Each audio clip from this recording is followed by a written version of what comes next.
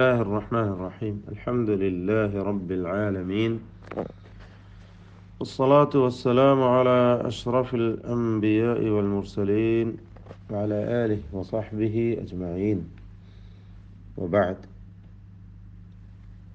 പരിശുദ്ധ ഖുർആൻ പാരായണത്തിൽ വളരെ പ്രാധാന്യമർഹിക്കുന്ന ഒരു ഭാഗമാണ് ദീർഘം നൽകേണ്ടതായ പ്രത്യേക സ്ഥാനങ്ങളിലെല്ലാം ദീർഘം നൽകിക്കൊണ്ട് പാരായണം ചെയ്യുക എന്നത്. ദീർഘത്തിൻ്റെ അടിസ്ഥാന നിയമങ്ങൾ ചിലതൊക്കെ നാം മനസ്സിലാക്കുകയുണ്ടായി.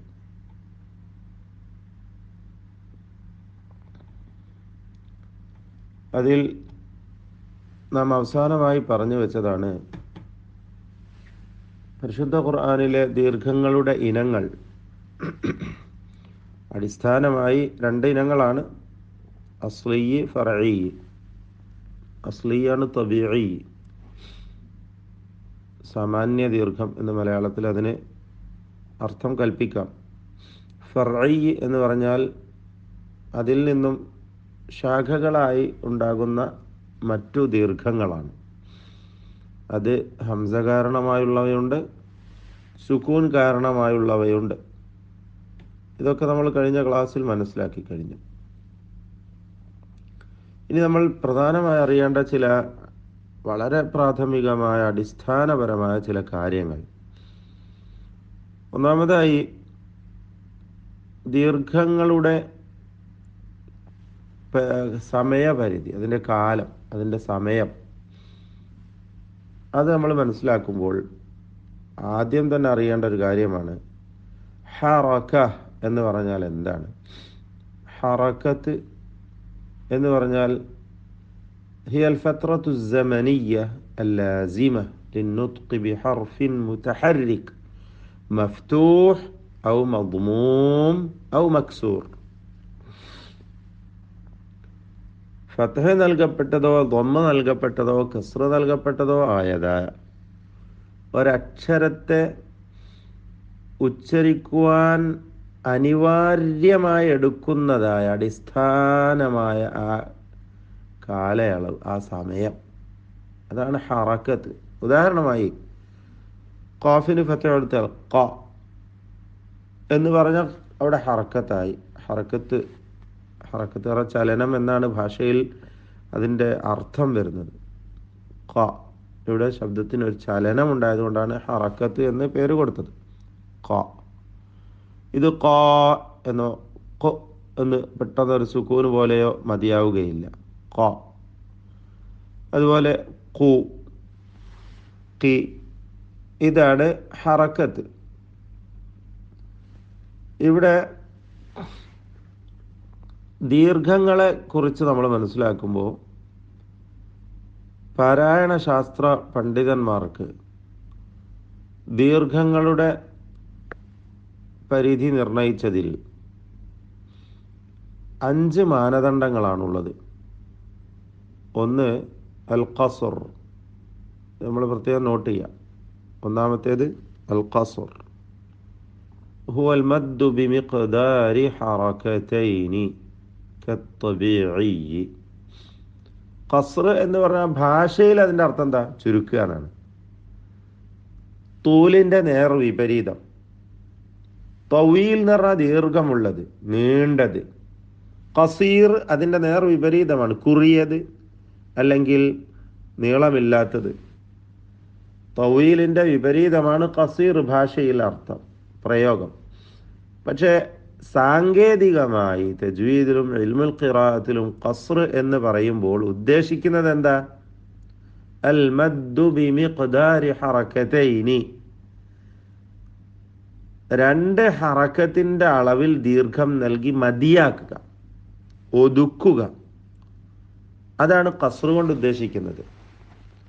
അഥവാ തബീഈയായ ദീർഘം, സാമാന്യ ദീർഘം, അടിസ്ഥാനപരമായ ദീർഘം എന്ന് പറയുന്ന 2 ഹറക്കത്തിൻ്റെ അളവിലുള്ള ദീർഘത്തിൽ ഒതുക്കി നിർത്തണം. അതിൽ അങ്ങോട്ട് കൂടുതൽ ദീർഘം നൽകാതിരിക്കണം. കൂടുതൽ ദീർഘം നൽകുന്നതിന് മദ് എന്ന് പറയും. ഖസ്റിൻ്റെ വിപരീതമായ മദ്, അല്ലെങ്കിൽ തൂല്. അപ്പോൾ ഖസ്ർ എന്ന് പറഞ്ഞാൽ പ്രത്യേകം മനസ്സിലാക്കുക, തീരെ ദീർഘം നൽകാതിരിക്കലല്ല, മറിച്ച് 2 ഹറക്കത്തിൻ്റെ അളവിൽ മാത്രമുള്ള ദീർഘത്തിൽ മതിയാക്കലാണ്, ഒതുക്കി നിർത്തലാണ്. അല്ലെങ്കിൽ തബീഇയായ ദീർഘം പോലെ 2 ഹറക്കത്തിൻ്റെ അളവിലുള്ള ദീർഘം മാത്രം നൽകലാകുന്നു ഖസ്ർ. രണ്ടാമതായി ഫുവൈഖുൽ ഖസ്ർ, അത് ഹുവൽ മദ്ദു ബിമിഖ്ദാർ 3 ഹറക്കാത്ത്. ഇവിടെ അഇമ്മത്തുൽ ഖിറാഅ എന്നാ പറഞ്ഞിട്ടുള്ളത്. ഖിറാഅത്തിൻ്റെ ഇമാമിങ്ങൾക്കിടയിലുള്ള വ്യത്യസ്ത വീക്ഷണങ്ങളാണ്. അപ്പോൾ 3 ഹറക്കത്തിൻ്റെ അളവിൽ ദീർഘം നൽകുക എന്നത്, അത് പല ഖിറാഅത്തുകളിലും പല രീതികൾ ഉണ്ട്. പല മദ്ഹബിൻ്റെ അവരുടെ സ്വീകരിച്ച വജ്ഹ് അനുസരിച്ച്, അവരുടെ മദ്ഹബ് അനുസരിച്ചുള്ള രീതികളാണ്. ഇവിടെ മൊത്തത്തിൽ 5 മാനദണ്ഡമാണ് എന്ന് പറഞ്ഞുകൊണ്ടാണ് നമ്മൾ പറയുന്നത്. ഫുവൈഖുൽ ഖസ്ർ എന്ന് പറഞ്ഞാൽ ഖസ്റിൻ്റെ തൊട്ടുമേലെ നിൽക്കുന്നത്, അത് അൽ മദ്ദു മിഖ്ദാർ 3 ഹറക്കാത്ത്, 3 ഹറക്കത്തിൻ്റെ അളവിലുള്ള ദീർഘം നൽകൽ. പിന്നെയാണ് തവസ്സുത്ത് വരുന്നത്. അടുത്തത് മൂന്നാമതായി സ്വീകരിക്കപ്പെടുന്ന രീതി അല്ലെങ്കിൽ മാനദണ്ഡം അത്തവസ്സുത്ത്.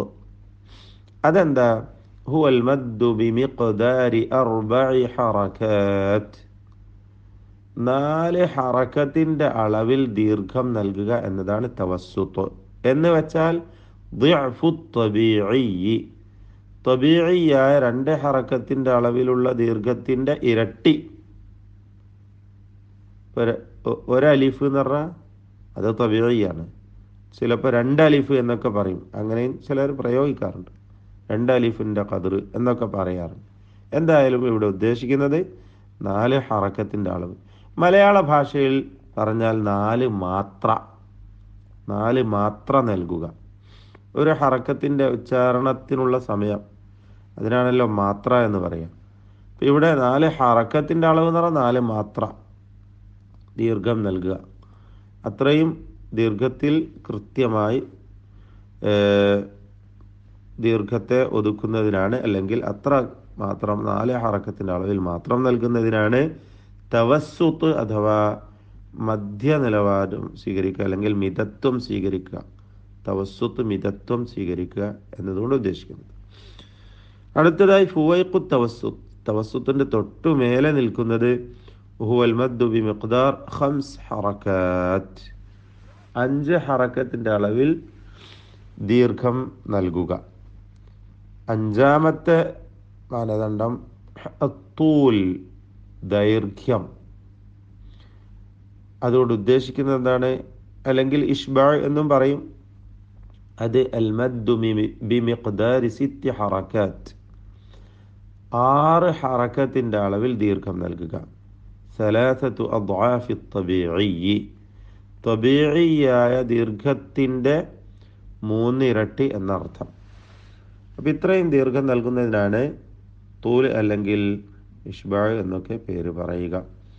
ഇവിടെ നമ്മൾ മനസ്സിലാക്കേണ്ട ഒരു കാര്യം, ഒരു പ്രത്യേകം നോട്ട് ചെയ്യേണ്ട ഒരു വിഷയമാണ്. യതനാസബു തൂലുൽ ഹറകതി വബിത്താലി തൂലുൽ മദ്ദി മഅ സുർഅത്തിൽ ഖിറാഅ തഹ്ഖീഖൻ വതദ്വീറൻ വഹദ്റ.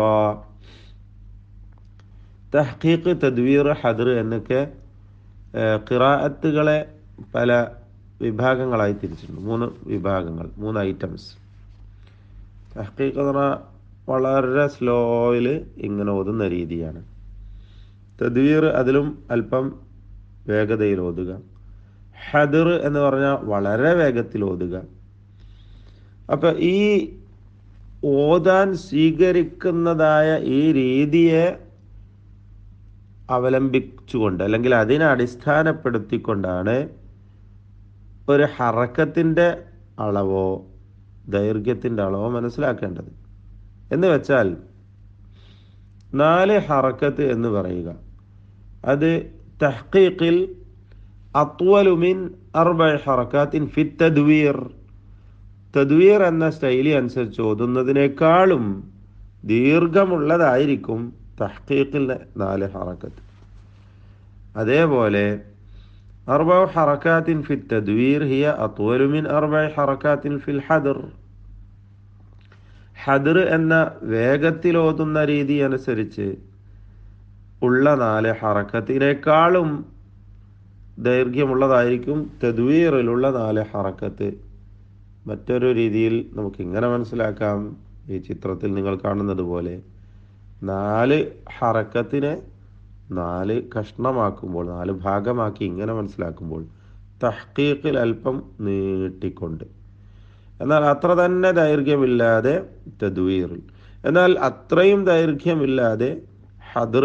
കാരണം അത് വേഗത്തിൽ ഓതിപ്പോകുന്ന രീതിയാണ് അല്ലേ. ഗൈരിൽ മഗ്ദൂബി അലൈഹിം വലദ്ദാല്ലീൻ.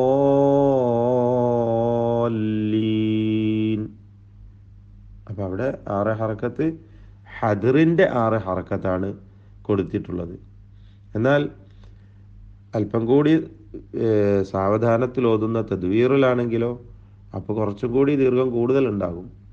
എന്നാൽ വീണ്ടും വളരെ സ്ലോ ആയിട്ട് ഓതുന്ന തഹ്ഖീഖിൻ്റെ രീതിയിലാകുമ്പോഴോ അപ്പോൾ ദൈർഘ്യം വീണ്ടും കൂടുന്നതാണ്. കാരണം തഹ്ഖീഖിൻ്റെ സമയമെടുക്കുന്നതിനനുസരിച്ച് ദൈർഘ്യത്തിനും സമയം കൂടുതൽ വരുന്നതാണ് എന്നർത്ഥം. ഇതൊക്കെ നമ്മൾ അടിസ്ഥാനമായി മനസ്സിലാക്കിയിരിക്കേണ്ട ചില വിഷയങ്ങൾ മാത്രമാണ്. ഇനി നമുക്ക് വിശദമായി ദീർഘങ്ങളിലേക്ക് തന്നെ പ്രവേശിക്കാം ഇൻഷാ അല്ലാഹ്.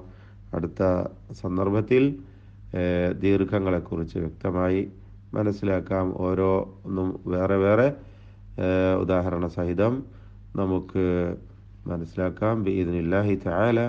വസ്സലാമു അലൈക്കും വറഹ്മത്തുള്ളാഹി വബറകാതുഹു.